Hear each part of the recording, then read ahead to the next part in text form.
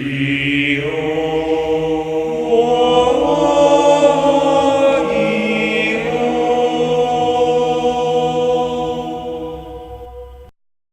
morning, YouTube, and today we have Jurrac. Now, this is definitely a deck that is not the most competitively viable, and this may not be the optimal build of it, but I had a lot of fun. A little backstory behind this before I begin. My good friend Evan, who's been on this channel for a very long time, he just recently got married, had a kid, is working on a career, so he doesn't play Yu-Gi-Oh! As much anymore. He's like, hey, can I try out your Jurrac? And he's like, yeah, sure. So a lot of this is inspired by him and what he would potentially do with the deck. Let's hop right into it, though. Start off, we have one Jurrac Titano. Now, this is definitely not, like, you may not want to run him in your build, but he's really cool. I like him because he's, you can't be targeted by monster effects or by trap cards. It's really difficult to get out, and then like he gets a little bit of a power boost. It's not the best thing, but this guy was sitting in my binder for the longest time. It's like, I want to put him into a deck, and so finally I have the chance to, so I'm going to do it. I'm going to run him at one. Fun fact about it, it's not actually a Tyrannosaurus. He's actually from, Tyrannosaurus is late Cretaceous. His descendant is from the early Cretaceous. Anyway, just a really random fact there. Moving along, we have two Jurrac Hera. Now, Jurrac Hera is really cool because whenever a Jurrac monster is destroyed, you can special summon him from the hand or graveyard, and that is pretty darn cool in its natural self. Moving along, we have triple of Jurrac Gwaiba. Gwaiba is probably one of the best in your deck, is that whenever he destroys a monster by battle, you get to special summon another Jurrac monster from your deck. This allows you to go into your Synchro plays, you can go into your Xyz plays. It's just really fantastic. After that, we have two Jurrac Velo. Whenever he's destroyed by battle, whenever he's in attack position, you can special summon another Jurrac card. Obviously not as great as Gwaiba in that aspect, but he still has a lot of versatility. Next, we only run one Jurrac Iguan, or Iguanodon. I don't know how you pronounce it in this version. But whenever he destroys by battle, he gets to pop a set card. That's either a monster or a spell trap. It's pretty cool in that aspect. Next, we have two Jurrac Strachio. It's like a Stegosaurus, I think. Anyway, whenever he's destroyed by battle, you get a special summon out two Jurrac tokens, which allows you to go into potential link plays, synchro plays. You can use them as tribute fodder for your Jurrac Titano. After that, it's just a lot of versatility in what he is. Moving on to our tuners, we're on two Jurrac Dino. He's really cool in the fact that he's a 3-star tuner, which you don't really see too much of that out there, and he has 1700 attack, which is pretty darn cool. Moving on, we have two Jurrac Brachius. He kind of has the Marauding Captain effect, is that he can't be destroyed by battle as long as you control a Jurrac monster. So if you have both of them on the field in defense position, you have a nice little lock that goes on, and he's a 3-star tuner. Moving along, we have two Jurrac Aolo. Aolo is not as great in this deck, which is kind of funny, as it is in the pure, like a new one that's really topping nowadays, but he's still pretty awesome in this deck as he is. Moving on to our non-Jurrac monsters, we run two Soul-Eating Oviraptor. Oviraptor obviously is your searcher. If you know dinosaurs, you know Oviraptor. One Miscellaneousaurus, because that's all you can run. And rounding up our monsters, we run an Ultimate Conductor Tyranno, because he's just kind of, I was like, oh man, do I want to run? But he's just too good not to run at least in one here. Moving on to our spells and traps, we run triple Fossil Egg. It's a searcher in the deck. They didn't really create any spells and traps for the archetype, except for Jurrac Impact, which doesn't really exactly work with it. So we use Fossil Dig. It's great reinforcement in the army for the deck as it is. Next, a fun little thing that Evan used to always do, and that's why I kind of, it's going to explain this right here, is he would look at the ban list and he said, okay, what's at 1?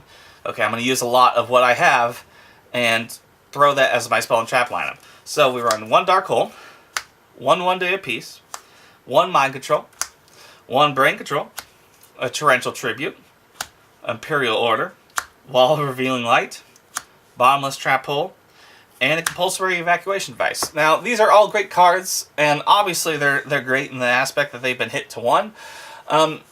Yes, you don't see them as often as if they were at 3, but they each have their own versatility in this deck. Mind Control and Brain Control are nice, especially in this format. And it's great to steal your opponent's monster, going to links, going to synchro plays, or Xyz. It's pretty darn cool.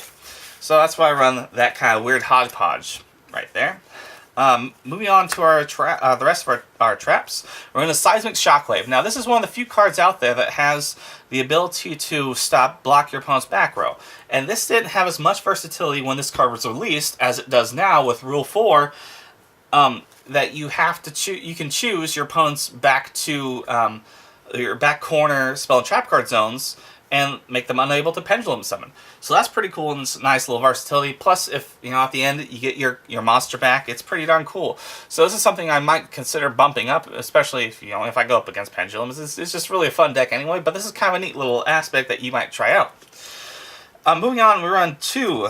Survival of the Fittest. Now, if I had 3 of these, I'd probably run it because it gives you an attack boost, gives you so much more pluses for this kind of a deck that just really it needs in an aggressive deck like this. Moving on to our rest of our traps, we're running Back to the Front and Call the Haunted. Back to the Front is technically better, but with a attacking deck, Call the Haunted kind of works a little bit better in that aspect. So I kind of just threw in a random ratio, and it's been working pretty well so far. And then rounding up our traps, I kind of went with the playmat here. And I was like, oh man, this is kind of fun. I want to test this out in this deck. So I've been testing out Unbreakable Spirit. It gives you an attack boost equal to your opponent's monster's attack. I believe, I'll just double check it just real quick. If you only control one face-up monster, target that monster until the end of its turn. It gains attack to the attack of the monster your opponent controls with the lowest attack. Yes, that may not be the most optimal thing, but usually your opponent will have an aggressive board, and it kind of pluses for you nicely. If you use it with the rest of your Jurracs, you still keep the plus, and then afterwards you get to continuously have your nice little boost. That's pretty darn cool.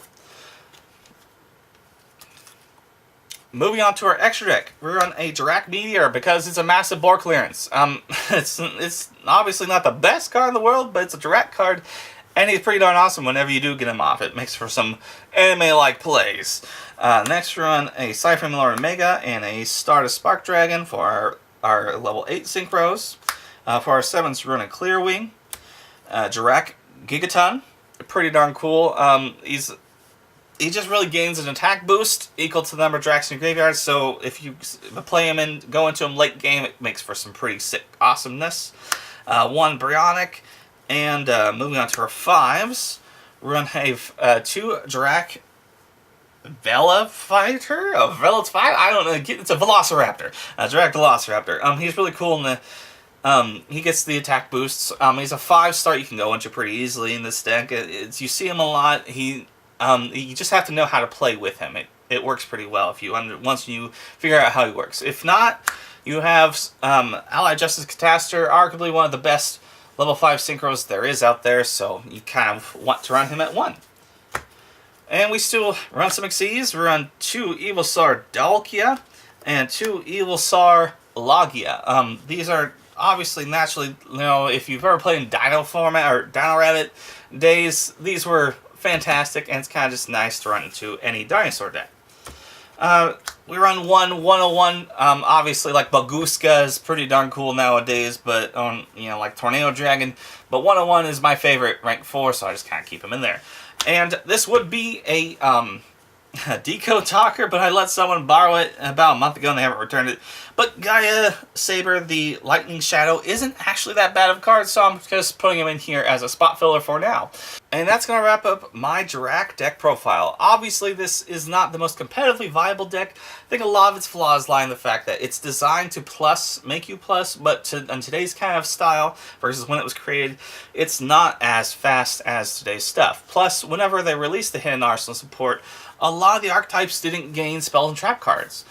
Yes, there's a lot of cool stuff that you got whenever the Dino Masters Impact or Dino Masters Fury came out, but it's just not as specific to this deck that allows it to give the extra push that it needs. Now, granted, there is a lot more optimal builds of this out there. This is kind of just a preliminary one that I was kind of using with my friend Evan's thoughts.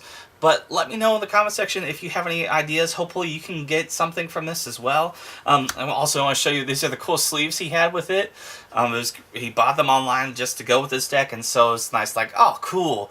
Get to keep that little fun aspect with it. When you have your cool little laser beam shooting dinosaurs, it makes it pretty darn cool to have that as an additional thing. Anyway, thank you very much, and have a great day.